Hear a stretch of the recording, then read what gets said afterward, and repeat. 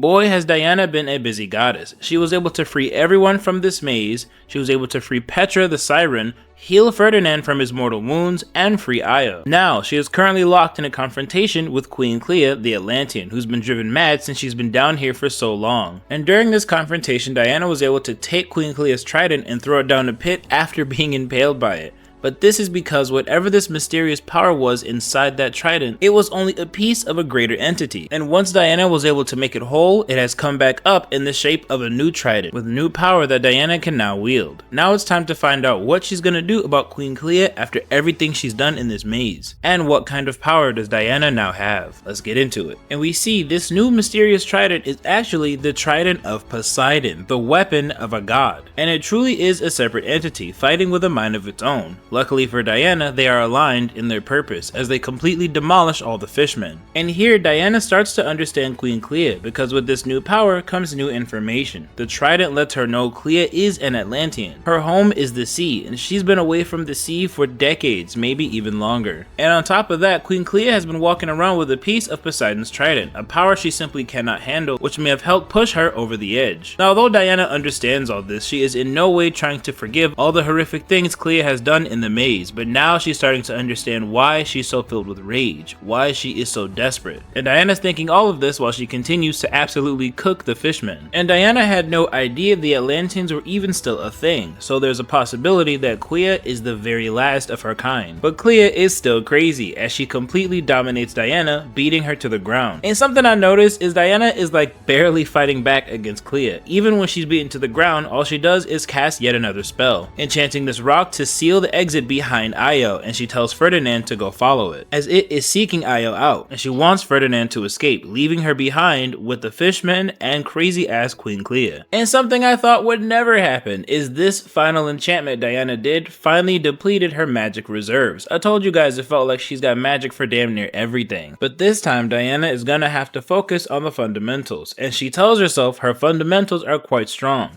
The closest in 12 issues we've ever gotten to Diana patting herself on the back for being so damn skilled, only to be immediately humbled by Queen Clea after being overpowered and smushed on the ground again. And all Diana can do in this moment is thank the goddess for keeping her so humble, as Clea threatens to crush Diana's skull if she does not give her control of the Trident of Poseidon. But of course, because she's demanding control over something that has a mind of its own, this is why she's failing, as Diana turns the tide. And we finally start to understand why Diana is not fighting to the best of her ability. I mean, throughout these issues, we've seen her fight and even kill some very ferocious creatures. And yet she's kind of allowing Clea to beat the hell out of her. As Diana says, it shouldn't be long now, though Clea and her army are not making any of this easier, so she is waiting for something. And we also see Ferdinand meet up with Io now that the rock has sought her out. And Io is very concerned. She wants Diana to come with them, but Ferdinand knows Diana has a plan. He just doesn't know what it is. Either way, everyone else needs to escape this maze while Diana figures it out for herself. But Ferdinand is a little afraid to go through the portal. He's only known the maze. Even in his dreams, he could only dream of the maze. His entire existence has been limited to this one place. But now, it's time for him to figure out what the world really is, the good and the bad. But something's wrong. The minute he goes through the maze, he's hit with immediate pain, along with everyone else in Diana's home, as they're all on the floor holding their heads. And we soon find out exactly why everyone is in such pain. See, last issue, Petra woke up after being near death. Once they put her in the water, she turned into her true siren form and she panicked. She panicked because she misses Ferdinand and she doesn't know where he is. But once he reveals himself, she finally stops crying and stops screaming, as he lets her know everything is okay. Now it is as it should be and they're back together. And we have finally reached the climax of this Diana versus Queen Clea fight.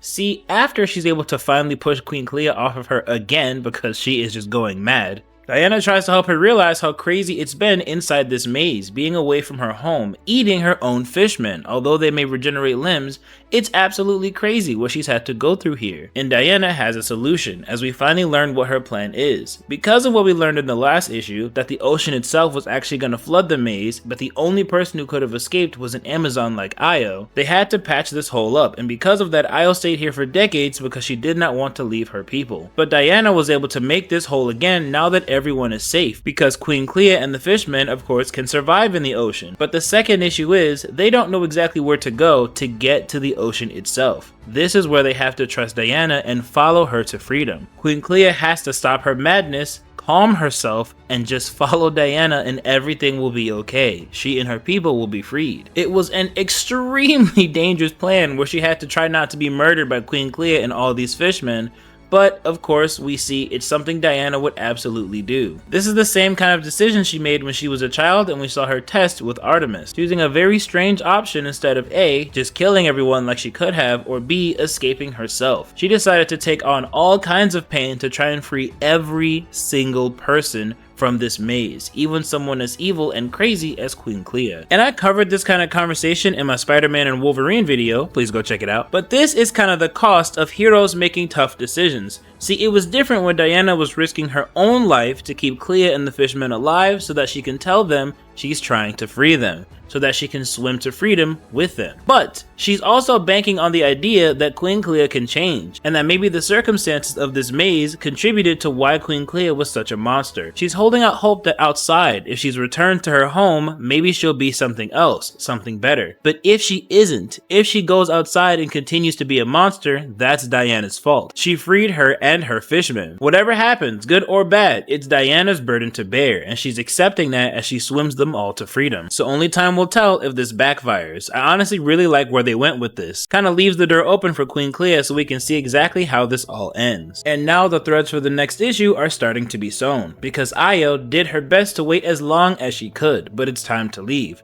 But the moment she steps through the portal, she's zapped by lightning and completely disappears, leaving Diana's friends confused. And we also see Diana, finally free from the maze, back in Gateway City, where everyone loves her and they're taking pictures wondering what she's doing hovering in the air, as she looks out into the ocean at Clea and her fishmen going back to their home, praying to Hera that they actually turn out to be good and that this was not a bad decision. And with this, Diana returns home, only for her friends to tell her what happened to Io. And it does seem like Io was murdered, blasted by a zap of lightning and completely disappearing. It looks like the Amazon she's went through so much to find was seemingly killed randomly. But Diana wants to be sure before she panics, so she prays to Hecate herself, asking for one sign if Io still lives. If she has pleased Hecate at all, even once, it's all Diana wants, to know if her sister lives. And she was given that sign. Io was not killed by this blast of lightning, she does still live. Not only does she live, but this blast actually teleported her back to Themyscira, right in front of Queen Hippolyta. And Io has great news for Diana's mother. Diana is alive. And now all of Themyscira knows Diana lives. And this is one big step forward for Diana to finally find her way back home, as now they can look for her like she's been looking for them. And this is where the issue ends. Now me personally, I loved this issue. The caveman in me kind of wished Diana fought back a little more against Queen Clea just because I know she's a bit of a badass, but I understand the story. I understand the character I'm reading, so I get why they did what they did. And I think everything was handled beautifully. And I know issue number 13 has been released, so now we'll try and cover that as soon as possible so we can find out if Diana finally makes it back home,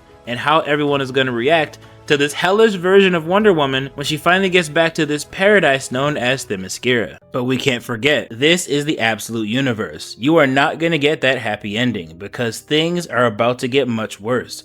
See, Kayla's very upset with Dr. Poison for releasing the location of the maze to Absolute Wonder Woman, and because of that, everyone and everything has been set free. But she's got deeper plans, as she goes down to an underground bunker full of a bunch of imprisoned beings, and the one she stops at is Absolute Zatanna, completely tied up, locked down, chained up. I would love to know what she did to be so locked down this way. Or I guess I should wonder what Area 41 did to her, because either way, they're about to unleash her on Absolute Wonder Woman. And with issue number 13 already being out, it's time to find out how this confrontation actually plays out. Either way, I hope y'all enjoyed it, and I will catch you on the next one.